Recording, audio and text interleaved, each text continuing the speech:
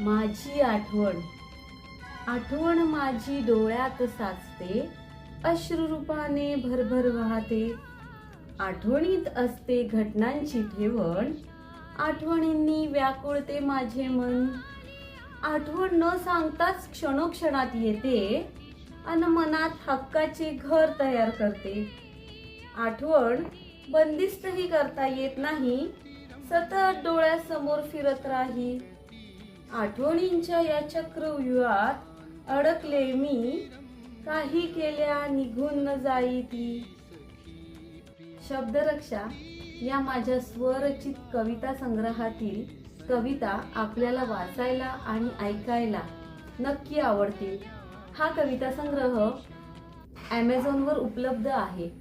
तसेच आपण मला संपर्क करून माझ्याकडूनही ऑर्डर करू शकता.